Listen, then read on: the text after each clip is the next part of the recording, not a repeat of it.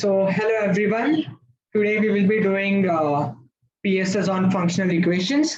I have collected these FEs from various sources. I hope you enjoy them. And at any point, if you have any question or any doubt, just feel free to ask out. And it's preferably try speaking out rather than putting messages in chat. It will make the session more interactive. So with that, let's get started. Here is the first problem.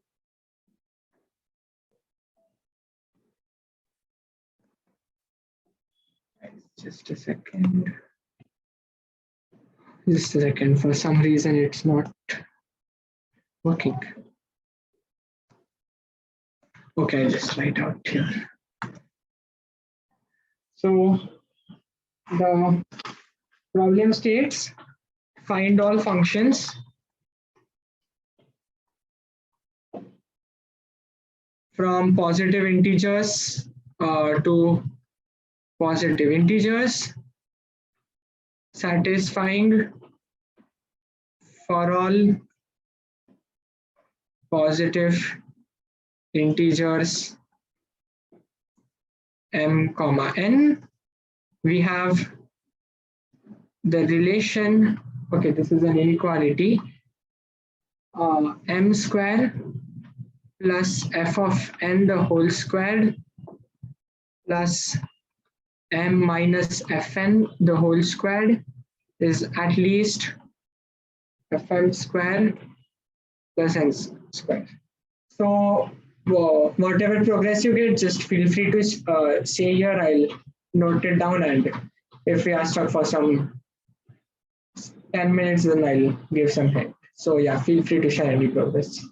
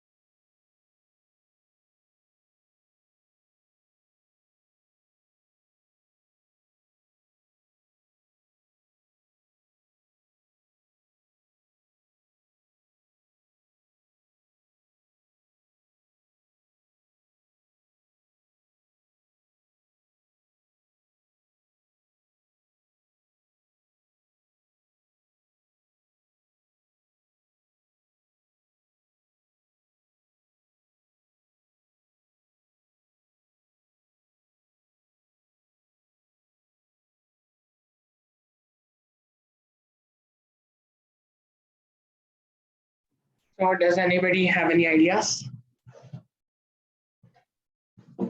We'll put m equal fn for starting.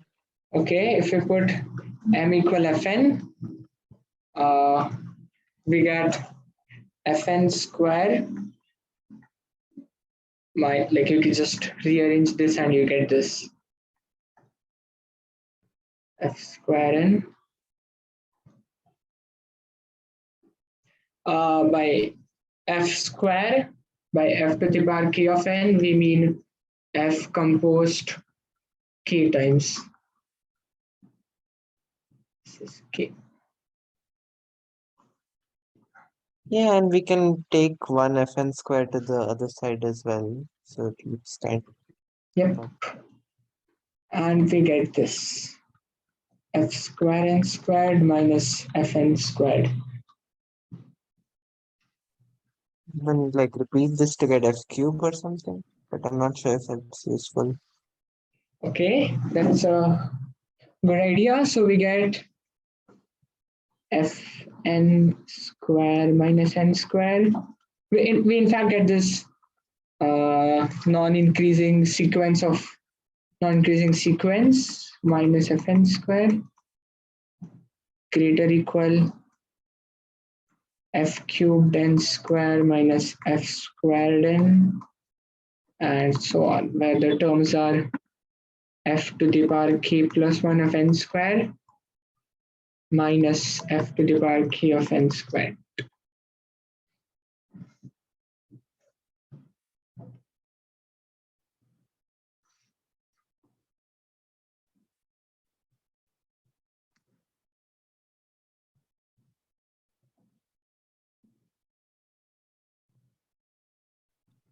So if f to the k of n becomes n at some point, like there's some sort of cycle, that would be great.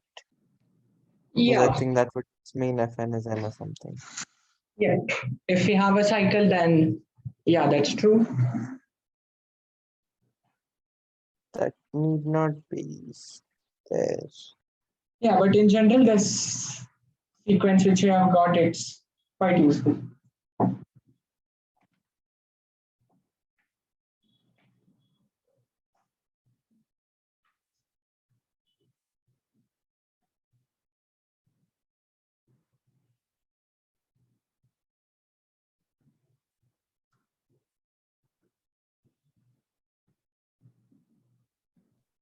So it's like eventually constant, right? Because it Why? can't keep decreasing forever.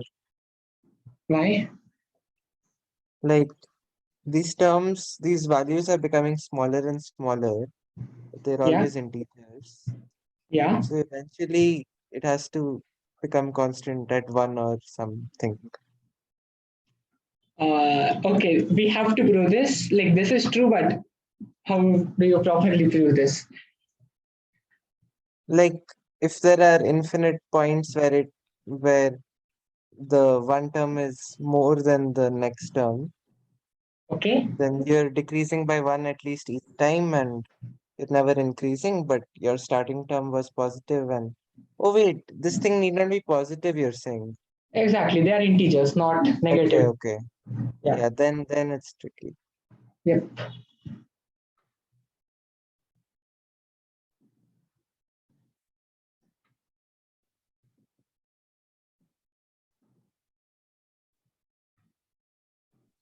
What if you put n equals m with And this where n equals m? so if you put this right here, m equals n, you get you just get these terms cancel out and you get m minus fm the whole squared is which is anyways true because the perfect square is positive. So it's not it doesn't give anything, sadly.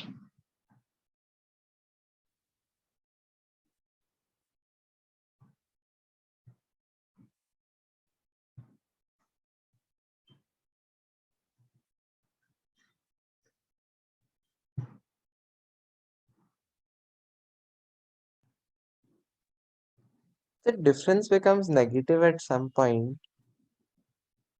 then like f of k plus 1 n square has to be lesser than f of k n square, right? Exactly. So if it ever becomes negative, like, okay, this is a non-increasing. So assume that you get a negative term, and after that, all the terms will be negative because it is non-increasing. So we get a C. Okay. Assume it becomes negative. Assume it becomes negative. Then we get a C such that for all k greater equal C, f to the power k plus 1 of n square minus f to the power k of n square is negative. And what does this imply? Now, I mean, f of this thing is positive, so you can't keep making positive numbers smaller and smaller. Oh, yeah. Okay. So you just get this is less than f of k to the power n. Yeah. And so you get the sequence f of c to the power n is less, okay, sorry, greater than f of c plus 1 to the power n, greater than f of c plus 2 to the power n, and so on. But f is from positive integers to positive integers, and from a number you are generating infinite numbers which are smaller and all are positive. This is not possible, over n, over positive integers. So we get that this sequence never becomes negative. So the first observation that we get is all terms are greater or equal 0. Like the sequence is all remains positive. That is, sequence remains positive.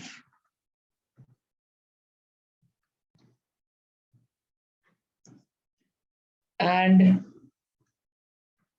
so the sequence is always positive. So positive as in, sorry, non-negative, we should say. Non-negative. So yeah, this is nice. So eventually you can say it's constant also.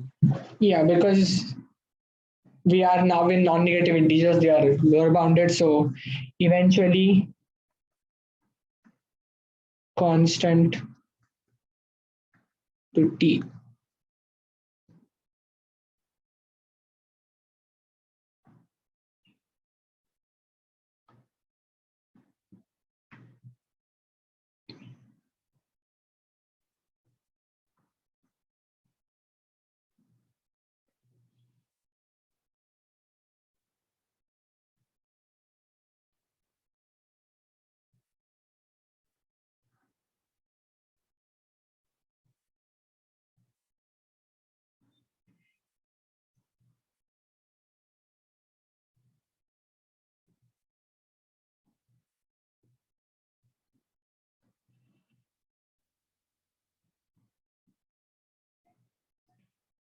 Also, what we know this sequence is non-negative, so we know the first term is non-negative. What does that imply?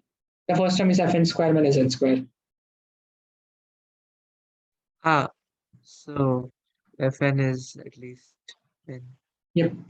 We got fn square minus n square is non-negative, so fn is greater or equal, and this is many times useful.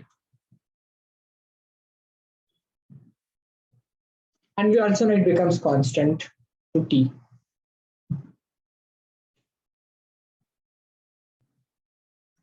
Also, perhaps it's worth checking what are the solutions to this. So, can we check can we check what linear functions work here?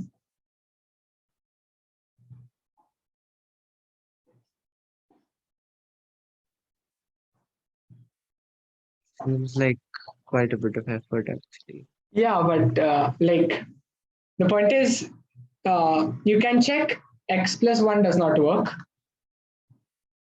Like fx equals x plus 1 does not work. And similarly, 2x does not work. So we kind of feel that the only solution must be x. So with that motivation, what do you think this function should eventually be? Like we know this eventually becomes constant, this series. So we want that this series eventually becomes zero, right? Because that's what the solution is. So Yeah.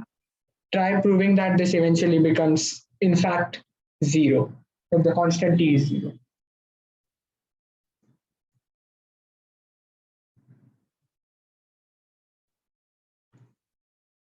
Oh, you're saying you add t and you get another perfect square, and you add t, you get another perfect square. Yeah, that is true, but there's a easier way to. Okay, yeah, even that is kind of the that is also kind of a straightforward way, but so we know t is non-negative because sequence is non-negative. So assume for the sake of contradiction t greater than zero. So what we get is we get a c such that for all k greater equal c is f to the power k of n square is t, which is positive.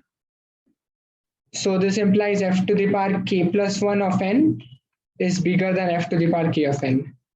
And hence we get f to the power c of n is smaller than f of c to the power 1, c plus 1, c plus 2, and so on.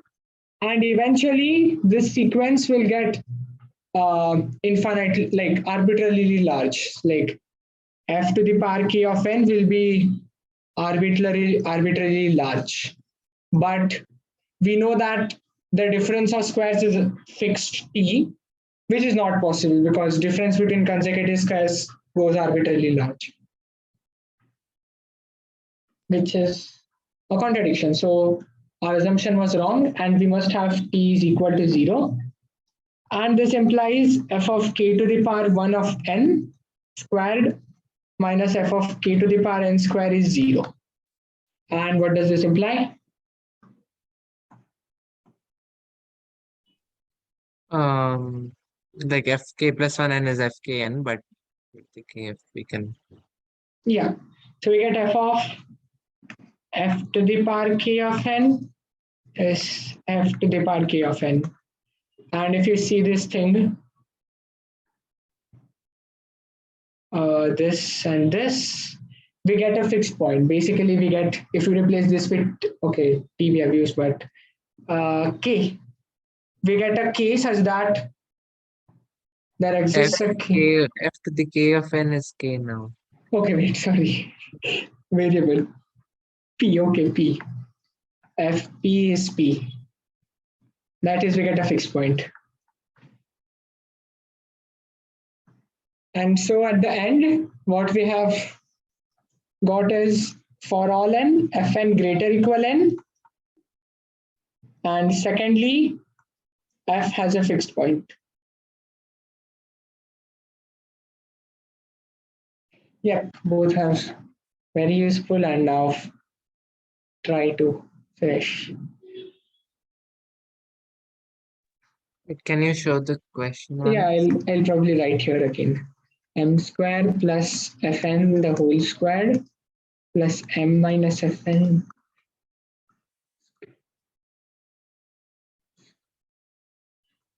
Yep. Can we put a bound on k? Bound on k, Yes. I'm not really sure because we don't have any other information. Like as of now, we don't have any information. Yeah, that might be possible, but not sure how useful it is. I don't think you can bound because like the starting difference can be very, very big, and you can have a lot of big differences being perfect squares. Yeah, even that is possible.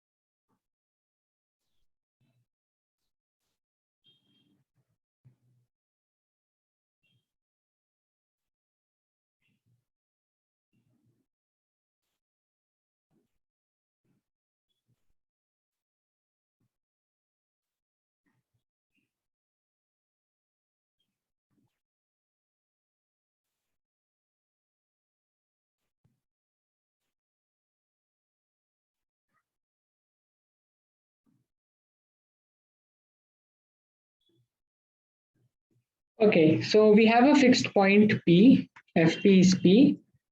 Try putting M or N as P because you just know that Fp is P. I think it makes sense to put N as your P because you'll get something like Fm is at most M because we already have at least. Yeah, exactly. It doesn't make much sense to put as uh, M because we already know this. So let us put this and let's see what we get. We get M square plus P square plus M minus P the whole square is greater equal Fm square plus P square. And now this and this will cancel. And If you put m equal to p minus 1, so suppose p is greater than 1, yep, exactly. And f of m square minus m square is less than equal to 1, which means f of m equal to m. is greater equal to, we just put this and we get plus 1 is greater equal f of p minus 1 square. Yeah. Yep, that's So good. f of p minus 1 square, but f of p1 minus 1 square is also greater than equals to p minus 1 square, right? Exactly, because And p we, minus 1 square plus 1 can never be a perfect. That yeah, means that f of p minus 1 equal to p minus 1. And by induction we can extend. yeah. So, And same will work for p minus for p plus 1 also will work. yeah. So the key idea is like put p minus m as p minus 1 and p plus 1 and you get a bound on f of p minus 1 but you get upper bound and you already have a lower bound and if you just combine in both directions you just get f of p plus 1 must be p plus 1 and f of p minus 1 must be p minus 1 and this implies that if p is a fixed point p minus 1 and p plus 1 are also fixed points and you can induct to prove that fn is n for all n. Okay, so I'll go over the proof once again quickly. So we first plugged in m equals fn to get this relation fn square minus n square is at least f square n square minus fn square. And from this, if you just write out more terms, you get a non-increasing sequence of integers. And we showed that it can never become negative. So from that we got fn is at least n. And then we showed that, and because it can never go negative, it will become a constant eventually. And we showed that it cannot become a constant which is a positive value. That is, the constant must be precisely 0. And from that we got a fixed point. And from the fixed point, we just did some substitutions to get if p is a fixed point, p minus 1 and p plus 1 are fixed points. And so you can induct up and induct down and you get fn is n for all n, like all are fixed points and we get this. And don't forget to check. You can check that fn equals n for all n indeed works. So this is the only solution. And we are done with this. Okay, so any questions?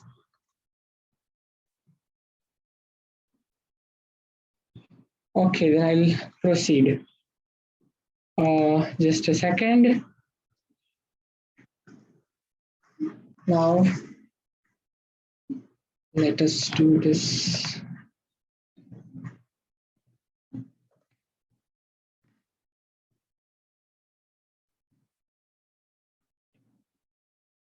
Yep.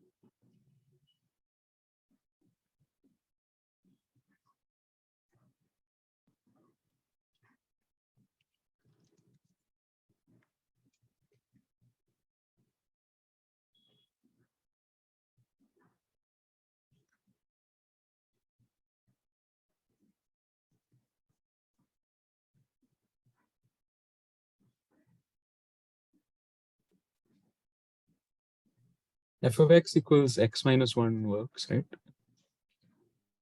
Yeah, I think so. Is the only linear function which works.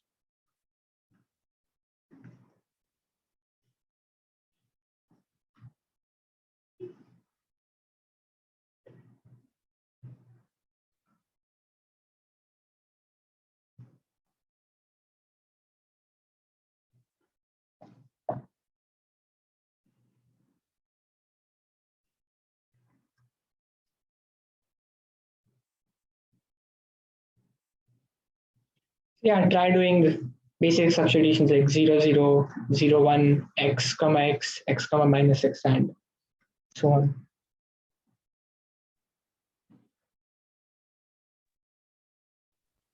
So y equals 0 gives f1 is 0. Yep, you can put 0, 0 to get f1 is 0. Yeah, and if you put y equal to x minus 1, you get f of x in plus x minus 1 into f of x is equal to f of x square minus x plus 1. F of x square minus x plus. So you just need to prove it's injective.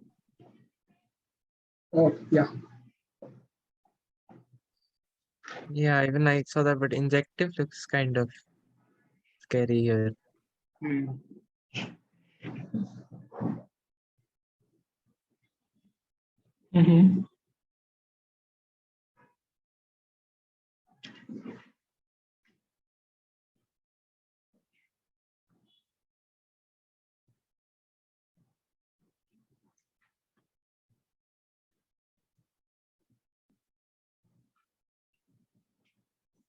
What if we put, Where is subjective like easy? sorry? Is proving subjective is it easy? Subjective, I'm not sure how. I don't think the Wrapped function is also. subjective. Yeah. Yeah, like I was thinking, yeah, like it suffices to prove it's subjective, but I thought I heard that subjective. Oh, no. Yeah, they were saying about proving injective is looks hard. I was thinking like kind of RMM trick, but I don't see how. Okay, that's nice. So what if you put x equals 0 and y be free? You just get x will be 0, stuff here. You get 0. F of You y get of 0 is f of minus y. is f of minus y. So just do y minus y. You get f of minus f naught into y is fy. So let minus f naught be k, and this implies f of ky is fy. Okay, nice. Yep.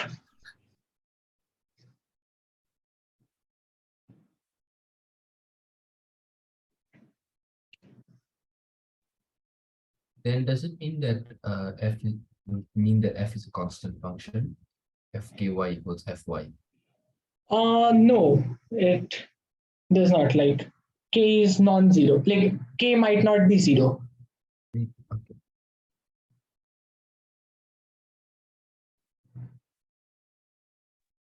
I think one standard thing is like you can have one value over rationals and one value over irrationals, and k is rational. That Yeah. works.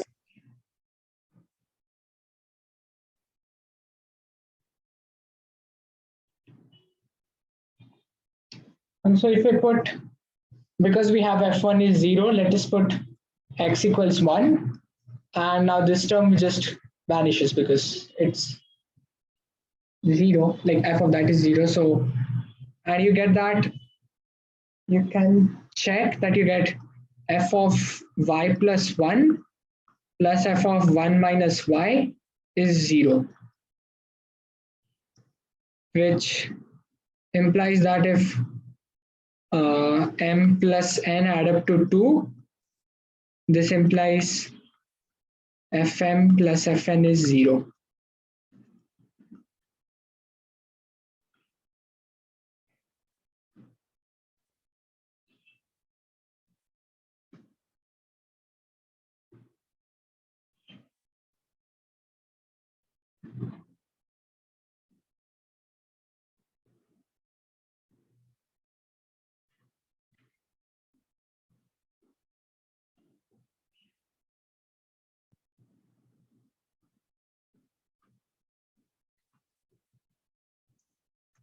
And in general, this is a good trick. We have f of ky is fi, and it's like there are this is standard trick to prove that k, and you prove that k equals 1 because of this, because of some other relations. And so yeah, let's try proving k equals 1.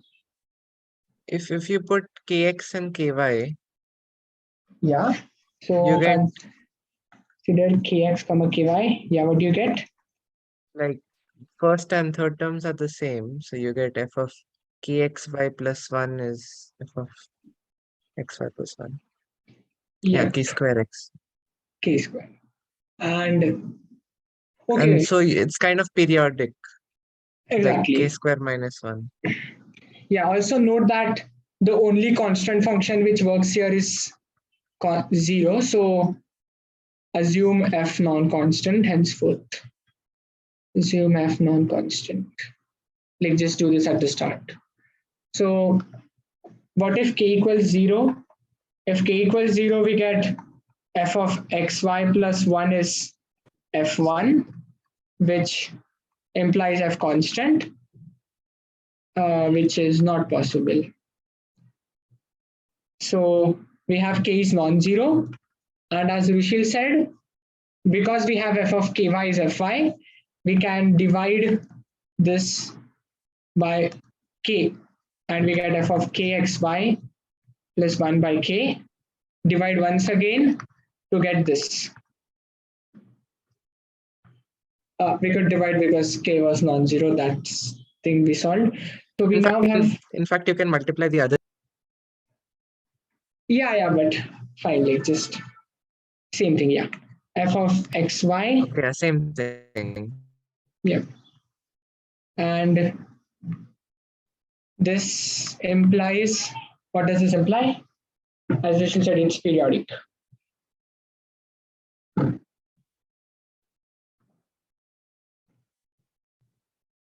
So if k square is not 1, then f is periodic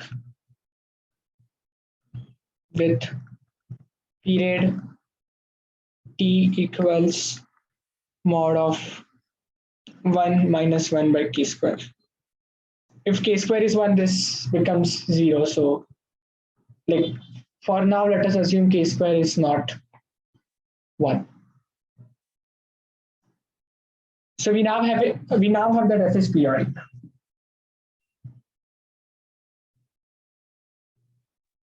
Yeah, now with like u of x plus t is the. Oh wait, but we don't have injective. This is different.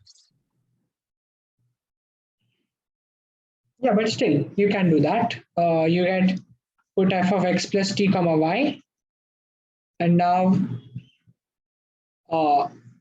this thing will remain same. This thing will also remain same. So what only changes is this term, and you get f of xy plus 1 is f of Yeah. xy plus 1 plus ty. And what does this imply? Yeah, very wise so that Yep. everything is. So now just vary y, and you get f is constant.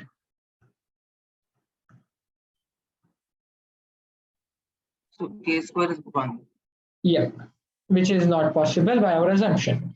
So we get k square is 1, which implies k is minus 1 or 1. We want to prove k is 1. So let's just tackle k equals minus 1.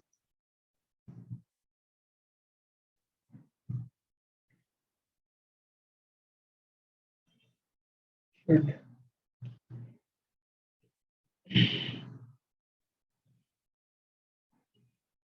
Yeah, then basically f of y equals f of minus 1. How? You We put, got of ky, no? yeah, you put x equal to 0. Wait, just a second. Sorry, I'll rejoin. My internet is unstable.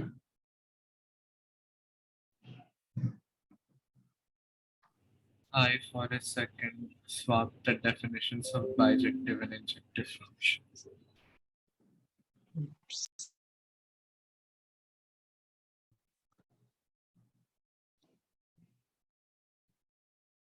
Okay, yeah, sorry for that. Yeah, can you repeat? What happens? K equals -1. I could not hear. Sorry You for get that. fx equal f of minus x. Yeah, that's all. Yeah.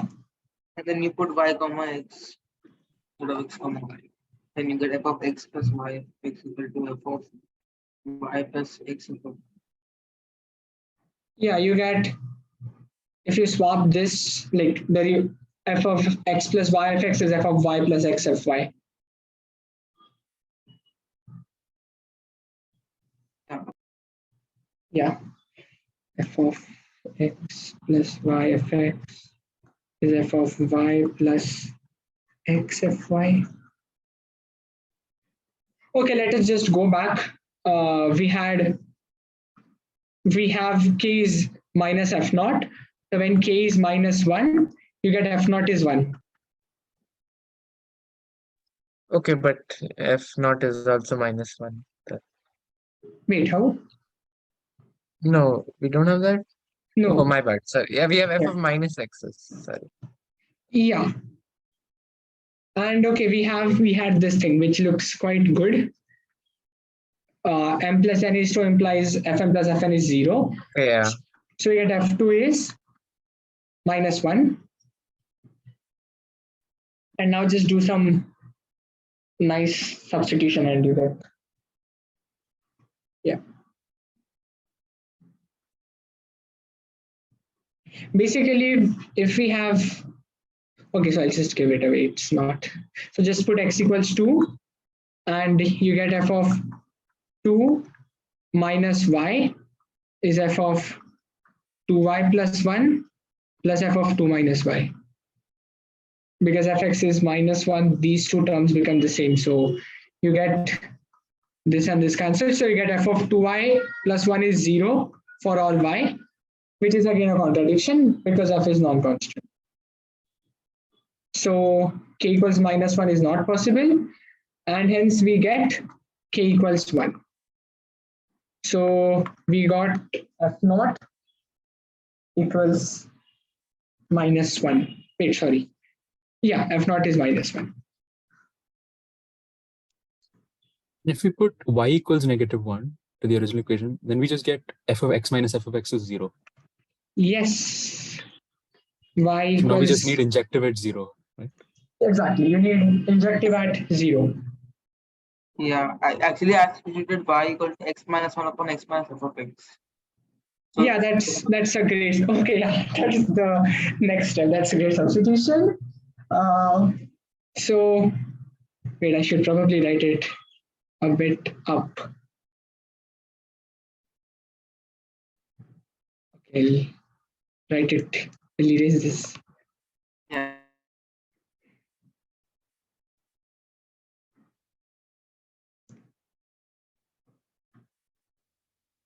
So we go by the famous trick of we want stuff to cancel, and here we basically make x plus y fx and xy plus 1 the same.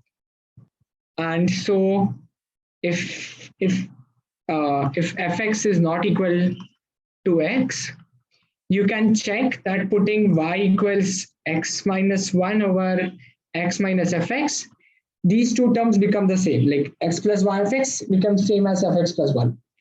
And this implies that f of x minus 1 over x minus fx is 0. So we have a lot of stuff being 0. So let us try injectivity at 0. We already know f of 1 is 0. So let us try injectivity at 0.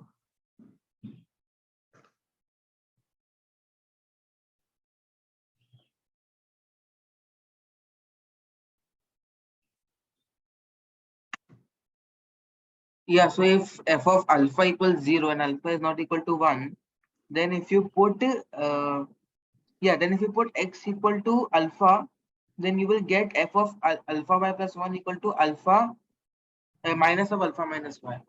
Yes, you get. Yeah. And we don't want this, like we want to get rid of this negative sign here. So what do? We use m plus n equal to or something. Yes. So we use this and you get f of y minus alpha. y plus 2 minus alpha. Okay, just a second. I'll just move this stuff a bit.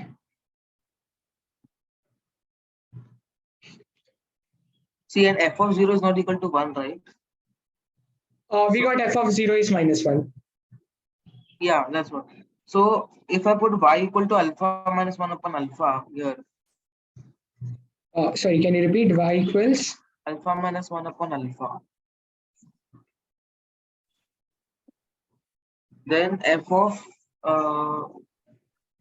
alpha minus y is basically, because f of alpha y plus 1 is alpha. F of alpha plus f of alpha y plus 1 is 0.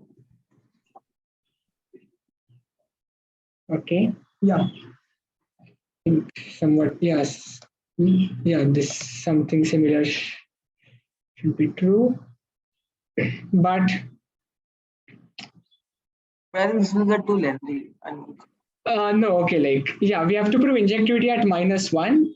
And we from here we got that if f of alpha is injectivity at 0, sorry, my bad. We got that if f of alpha is 0, this implies f of alpha y plus 1 is f of y plus 2 minus alpha. And now just put y equals alpha minus 2. This term becomes 0. And this thing becomes f of alpha minus 1 the whole squared is f0, which is minus 1. And so this is, it suffices to prove injectivity at 0 because of this equation.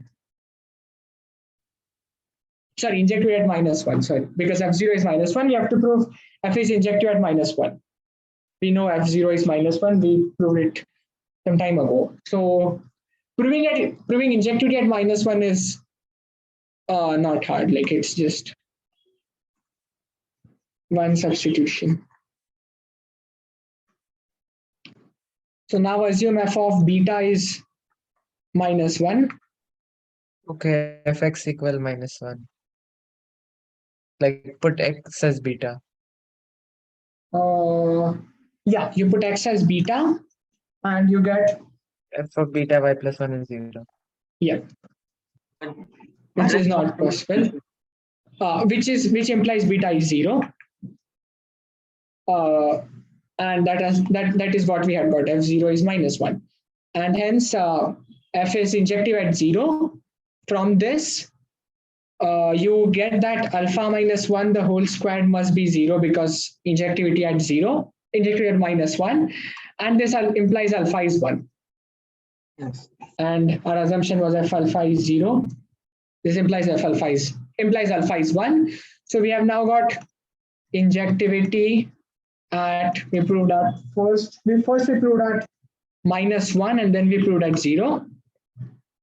And from here you can just finish. Yeah, and then like, you know, there's one more case. If fx equal to x, then that substitution might not be valid.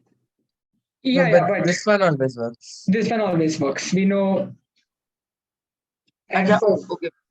we know 0 is f1 and we know f is injective at 0. Oh yeah, done that. So x minus fx is 1. So fx is x minus 1. In fact, I finished from this thing only. Like here also we have 0. So we know this inner thing must be 1. And you can check that happens only when fx, like you can check that this happens only when fx is x minus 1. So we have fx is x minus 1 or x for all x. And we already have these two things. Just you can combine these two to see that fx must be equal to x minus 1. Right. Yeah. So I'll quickly go over the proof once again. We proved f1 is 0. And then we got that f of ky is fy for k being negative of naught. And so yeah, with this motivation, we tried to prove k equals 1. this is like called RMM trick. If k square is not 1, we show that it is periodic and a contradiction from there. If k is minus 1, we got another contradiction, and so k must be 1. And after k equals 1, we showed injectivity at -1 and 0. And from that, this was just again some substitutions. And from that, this substitution, and we are done. So, oh, by the way, this problem was, so in 2022, 2022 or 20, okay, it was 2022. In 2022, we had an FE contest called Change Equations Involving Functions. This was P6 of that contest. So, yeah. But can you repeat the name? Strange SEIF. Okay, wait, I should write with the Strange. with the visible font. SEIF P6 2022. Just stop GGHX. Yeah. Yeah. And the first problem which we did was Japan. It was Japan 20. Recent Japan 2020, I think. P3. Japan. So yeah, now let's proceed. Does anybody have any questions? Okay, I'll assume no and we'll proceed. Just a second, I'll choose problem.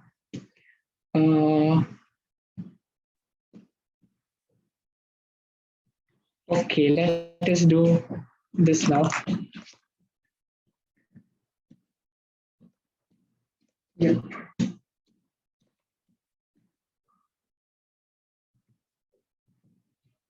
Image.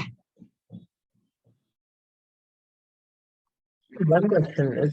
Is that called the APM trick or the RMM trick? Which one came first? They were both 29. Yeah, which one was earlier in the year? I think APM or earlier. Yeah.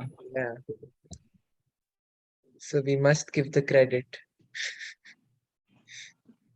Yeah. So this is India TST 2016 or 2018. So this is 26. Okay, it is 2016. 2016, day 1, day 4 P2. Okay, how many people have seen this problem? Seen as in solved it before? I have. Okay. I have seen this one. Okay, then you think even Rishida. So let's do some different problem. Okay. Let us do this. Just a second.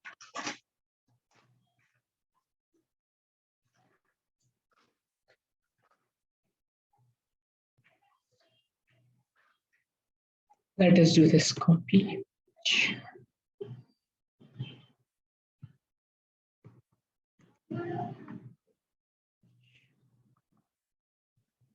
Yep.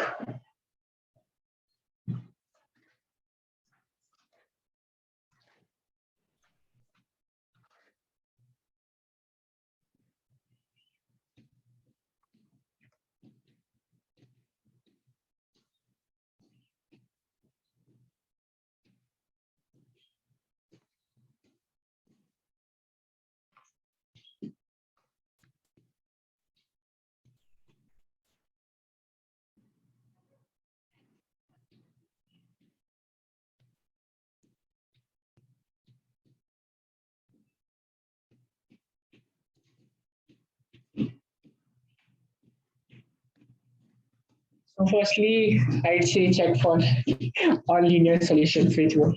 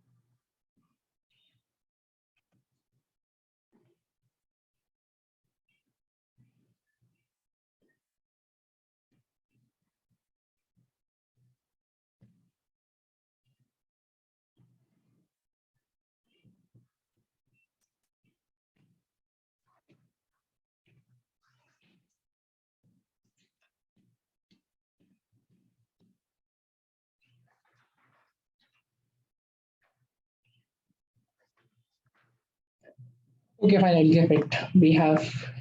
Don't have much time. So the answer solutions are X Okay, all, maybe, sorry, never mind. okay, all X plus C work. And yeah. So yeah, try doing some substitutions and share what your progress you get.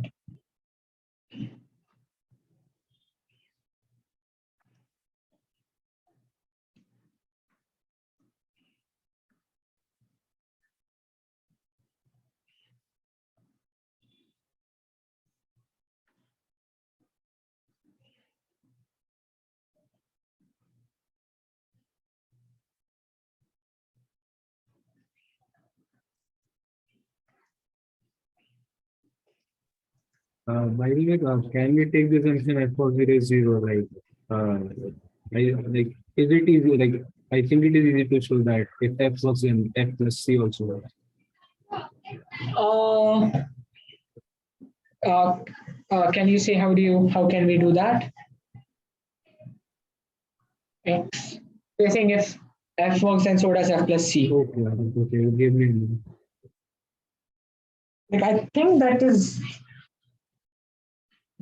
and I'm not sure if that is like provable here. Like it looks true, but I think it's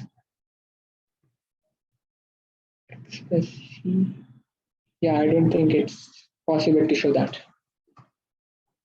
Yes, true. Mhm. Yeah, try putting X equals 0, Y equals 0, and the basic substitutions. Yeah, basically function is surjective. Yeah, you can put, basically we have a free X here, so we'll try for surjective, just put Y equals negative of X, and you get F of blah blah is X plus F naught, which implies surjective.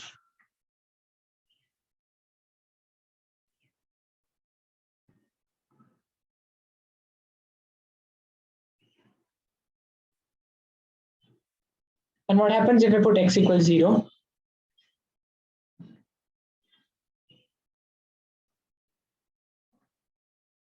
Then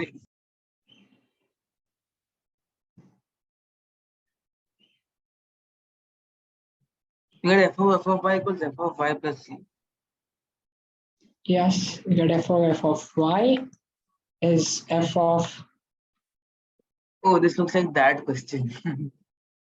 which That one. I can't say this.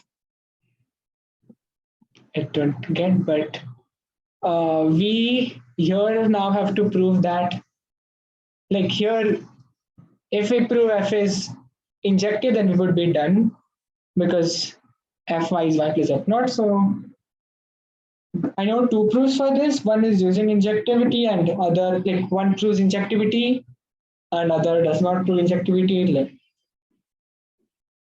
uh, anything. Injectivity directly finishes. So yeah, we can try anything.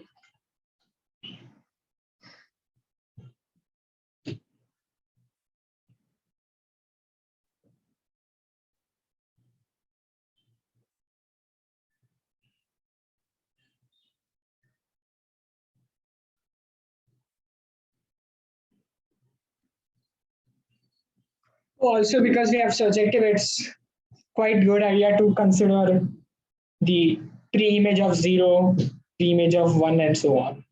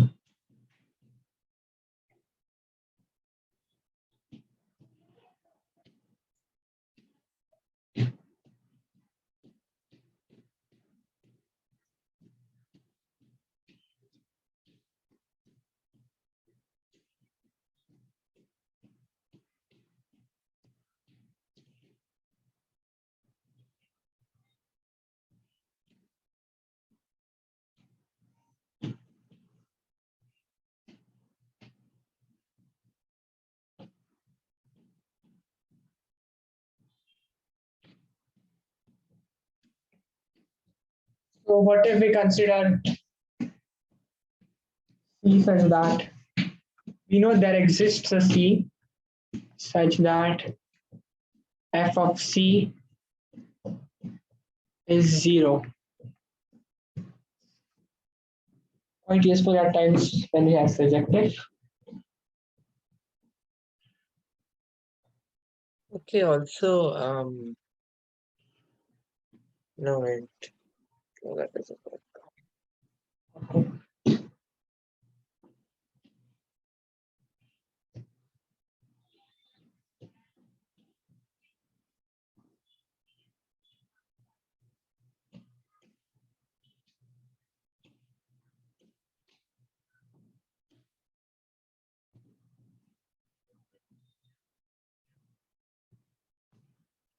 so you get C is minus F0 or something. Yeah, put X equals C. x equals C and y is 0 just for simplicity, and you get C is negative f naught. This firstly implies injectivity at 0.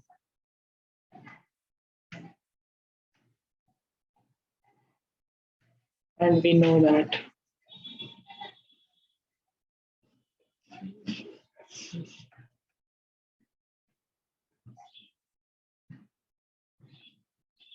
okay, I think let's try to do the non-injective solution first. Injective is a bit, I found it proving injectivity a bit tricky. But it's, yeah, let's see. We now know that f of negative f naught is 0, so putting x and y as negative f naught would be useful because its image is 0. So we are trying out with that.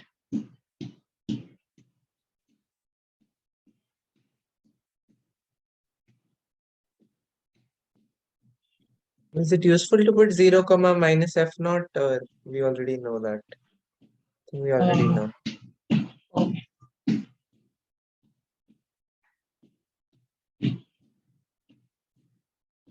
Yeah, I proved injectivity at minus C. At minus, C. oh, so you prove injectivity at f naught. Sorry, I proved injectivity at 0. Yeah, injectivity at 0 we have because f of C is 0, and we implied that C is negative f naught, which implies there is a unique But image of. f of C is 0. F of C should be 2C, right? Acha, C is negative 0. Oh, okay. We considered C. There exists C says that f No, C no, I is was 0. thinking about the x plus C wala C. Oh, wait, sorry. Oh, shit. Oh, God. I was just should take different variables. Sorry, my bad. X plus K. So, what I am saying is that I have proved injectivity at 0. Okay. Basically, if f of x is 0, then x is equal to C. Yeah, precisely. X is C. What is C? Like C is we considered C says that FC is 0, and we prove that C must be negative F naught, which is unique. Yeah. Negative F naught is a unique number. So this implies, so injectivity at 0. Okay, but Okay, so probably something like F naught minus F naught or something now. I'm not sure. I think minus F naught. Okay, that we've already done. oh no, minus F naught we'll write it as C henceforth. Just put Yeah. x equals C, and you get f of C plus f of yeah. Yeah, go on.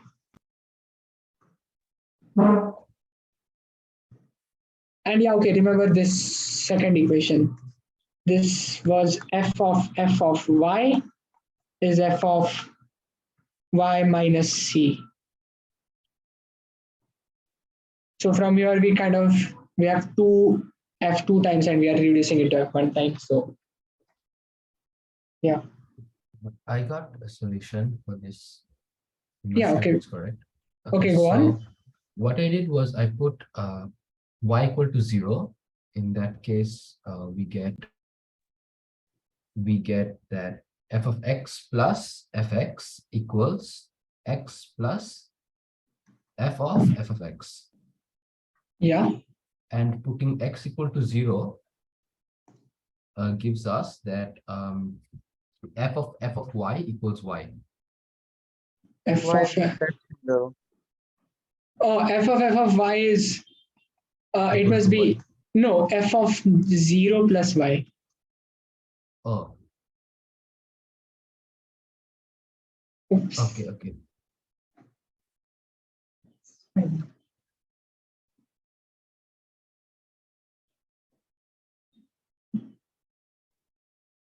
Wait, is it really x plus k? Because like, if you sub, like, I'm probably being dumb. Like, if you sub c comma minus c, you get like f of minus c equals minus 2c. Basically, c must be minus c. Sorry, whatever. C must be Oh, minus k. C must be minus k. And like you can check x plus k works. You get, Oh, I thought k was like random constant. I mean, k is arbitrary and k and c are linked because obviously f0 is k. Okay, can you just please sub in c comma minus c for me? Sorry, Like, can you sub c comma minus c? c comma. Minus c. Okay, so you want c and minus it. Oh, okay, fine. Fine, okay. But honestly, like you actually never put f naught. Whatever you do will be in terms of negative f naught. So because f of negative f naught is 0, so I think let us keep it that only.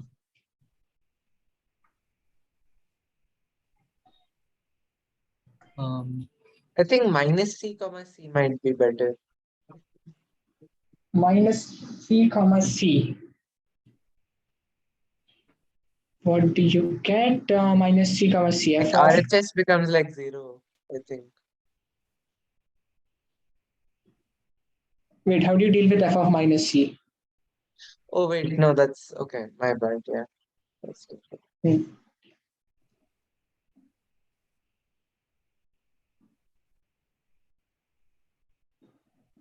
But from here, we have a kind of irritating. We are already inside a f and we have f of c plus y. So just scale y to y minus c and you get f of fy plus c is equal to f of y minus c plus c. And yeah,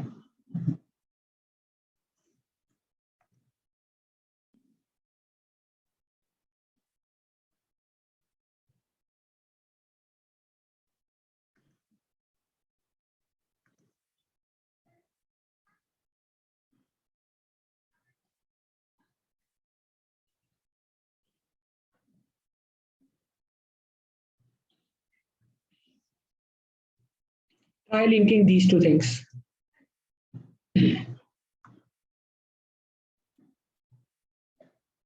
We have a common f of y minus c term. Yeah, kind of periodic. Periodic, I'm not sure, but you get f of fy will be equal to, sorry, like you get, just put f of fy in place of f of y minus c here, and you get f of fy plus c is f of fy plus c. And now we have a completely wrapped, like we have fy. So can we get rid of fy?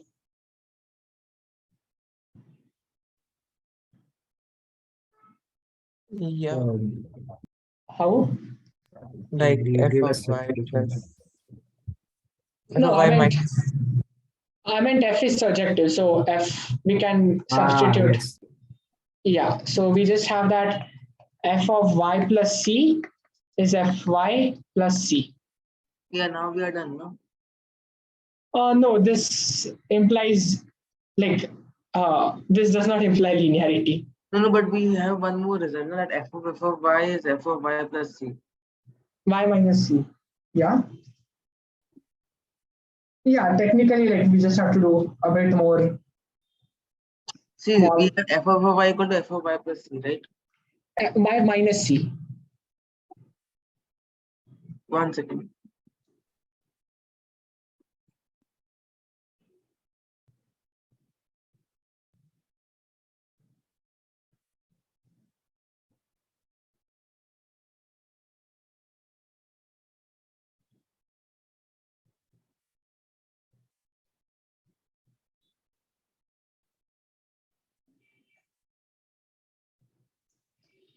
In fact, we have a y minus c here, so it's just better to write it like this.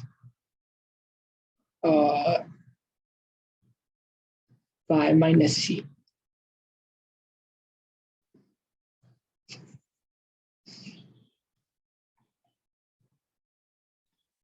Yeah, Shresh, I think you are on the correct track. We have this equation and we have this second equation.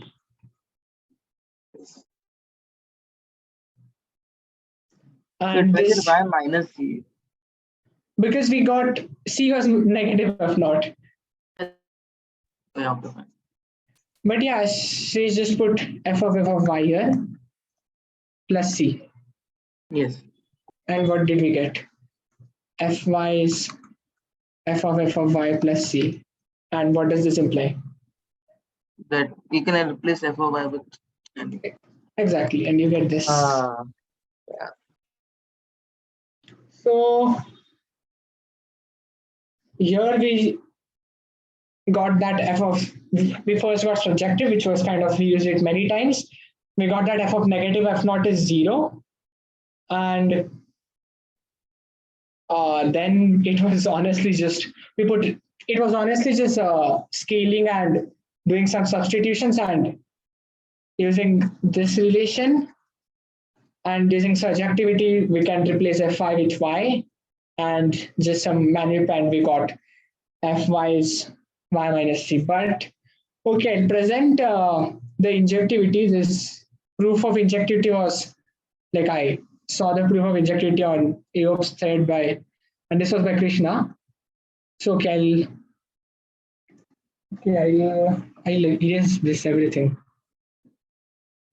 Okay, I'll just copy this.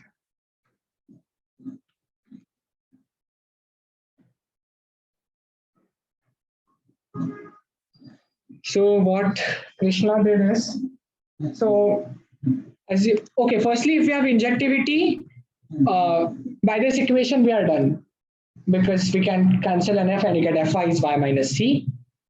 So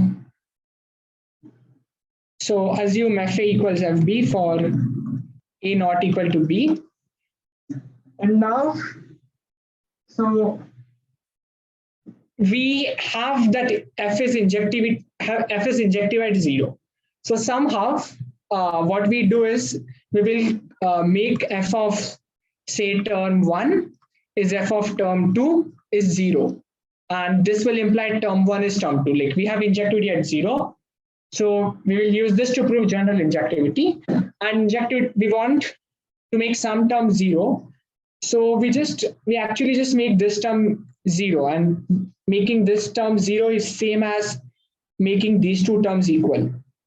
So if we make these two terms equal such that fx plus y, like the corresponding fx plus y will be distinct, we would be done because injectivity at 0. So we want to make these two things same. So obviously we have to put x's. Like, okay, I don't know how to motivate this, but I'm trying my best. So what we put is x equals fa equals fb. And now we want to make f of a plus f of, like first put x equals fa. f of fa plus f of fa plus y is equal to fa. We want to make this and fb. And so the easiest way to make this is we want fa plus f of fa plus y equal to a and equal to b. Like we want to make one thing equal to a and one thing equal to b. So what you just do is, so you just take fa to the other side. So what you do is consider y1 such that f of fa plus y1 is a minus fa, and y2 such that f of fa plus y2 is b minus fa.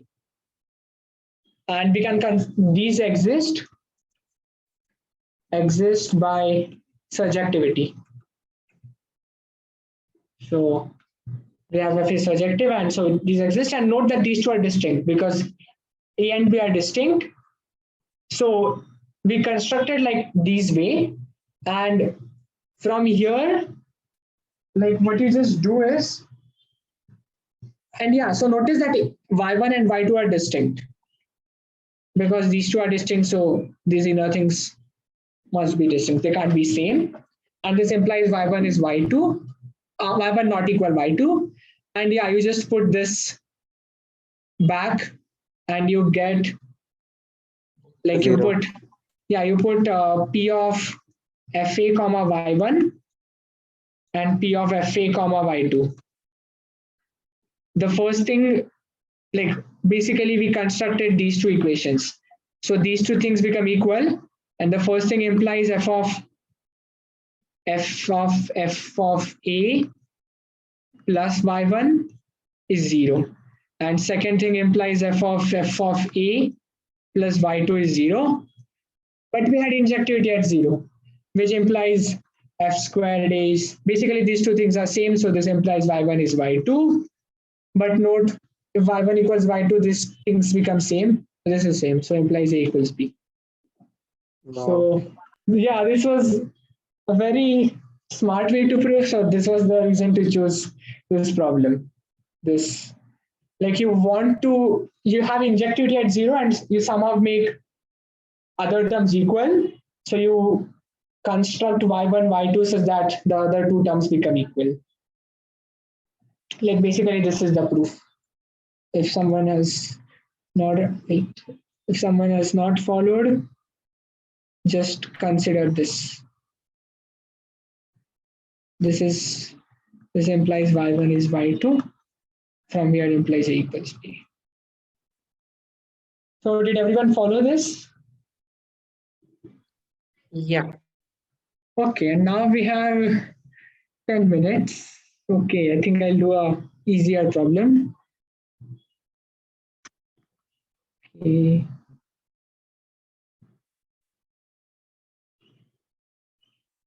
Okay, let's actually just do the India TST.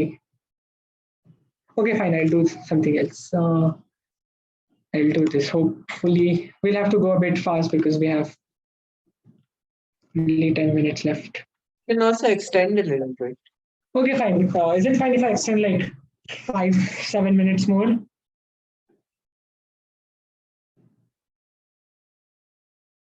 Okay, hopefully we will try to finish this faster. This is a bit easier. Like not as scary as it looks, but yeah. Oh, by the way, the last problem was MEMO. This is the Middle European Mathematical Competition, Mathematical Olympiad. This was MEMO 2022 or something. This is Japan. This is Japan. Again, some recent. This is P.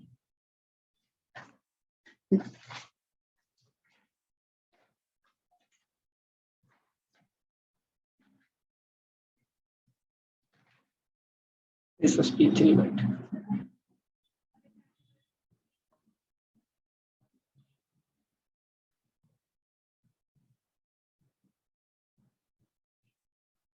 okay, so I'll give the answer. The answer is fx equals like only linear function which works is expressed when you can check this. Just curious, is it like infinity dots? Wait, here? No, like the problem is from infinity dots or like SEIF. From memo. No. Oh, this I wrote here, but I chose the wrong color. This problem is Japan. Let me check. Here it's 2020 P3. Ah, The last problem which we did was Memo 2020 P1.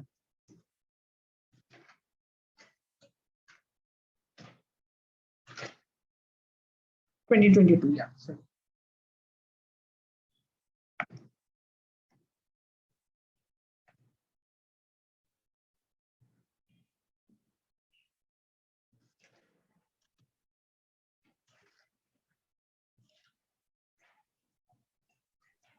One thing is like this is symmetric about M and N.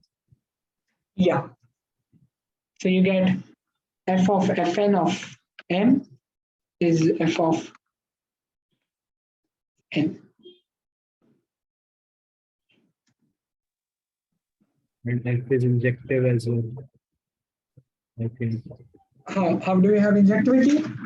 like put n as M as A and B. Yeah, so you put m and 1 p of m and 2, where f of n1 is f of n2. This term is same, this thing is same, you can just check, you get m n1 is m n2, which implies n1 is n2. So we have f is injective, and we also have this thing. So from here, what do you get? Say F1 is greater than Fm, then you can. Yep. Now you can cancel off. Say Yeah. You get f of fm minus fn of n is equal to m. yes.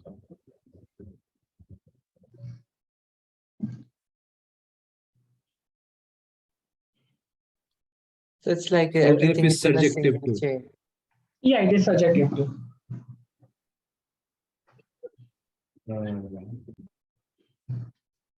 And also one kind of common trick when we have a power is using inequality. Like if this I use this trick in the recent Elmo problem. Like you can if you get a bound on fn, like it's positive integers. So many times get fn is at least 10 or fn is at most 10 or something. Then you can strongly bound this. Like you can bound it, and somehow magically those two values become same. So try bounding here. Yeah, don't we get that it's all in one orbit and just putting m equals n gives us that m is at least n? Like as an f of n is at least n. And so Yeah. I mean, you can just put m equals n, and here you get something plus m square is fm square. So fm is strictly bigger than m.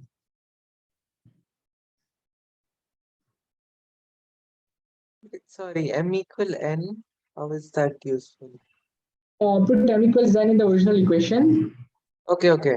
Yes. And you Yes. get fm greater than m, and hence fm is greater equal m plus 1 because we are in positive integers. Yeah. And from here, as I just said, you can just easily show that you get this m plus k. What do you get? It should be minus K 1. only. Yeah, K m only. plus k. Yeah, now you put in like a -1 and f of n. Yeah, okay, wait, you can do this. fm plus k minus 1. Yeah. Honestly, just not same thing, but yeah. And here you just do this. We have this bound. Do this. This thing is at least fn plus the power fm minus fn plus minus 1. Like here we don't bounded m plus k, but we bounded fm plus k minus 1 because this fn and negative fn magically just cancel. So you get m greater equal fm minus 1. And what does this imply? Two possible. No, it's possible. fm because equals m plus 1. yeah, you get fm equals n plus 1. Yes. But we had a assumption that, okay, we are not done yet because we have not showed this, like we have not showed this not shown for all m. Like we assumed fm is greater than fn. So this implies that fm is m plus 1 for all m such that, like basically you pick m naught such that fm naught is the minimum image, smallest, whatever is smallest image. Then you have this, like for all points except m naught, we have showed that fm is equal to m plus 1, because just for this consider fm greater than f of n m naught. And we just now are left with finding f of m naught.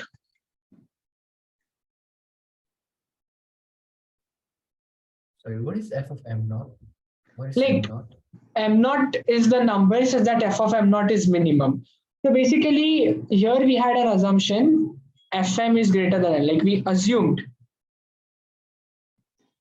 fm is greater than n, and then we had that fm must be equal to m plus 1. Yes.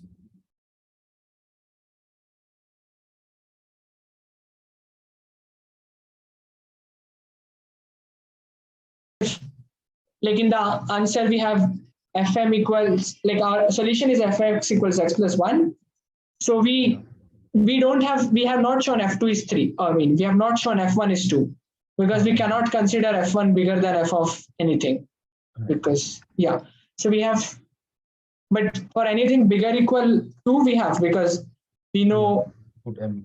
yeah, exactly. So we know fm is equal to m plus 1 for all points except whose image is smallest. So we just need to find f of m naught. And how do we do this? We can just plug it back, right? By taking sufficiently long. Yeah, you can, but honestly, you just don't need. We have injectivity. We have injectivity, and we have fm is greater equal m. Okay, fm is strictly bigger than m, so fm can't be 1. And we have basically taken like this thing, m plus 1 for all m not equal m naught takes all positive integers except 1 and m naught plus 1. But we have injectivity, so fm naught must be this or this. But fm naught cannot be 1 because we have fm is greater than m. So fm naught must be m naught plus 1.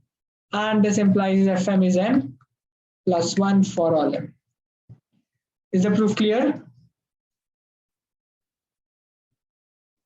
I think I hurried a bit for this, sorry about that, but I'll quickly go over it.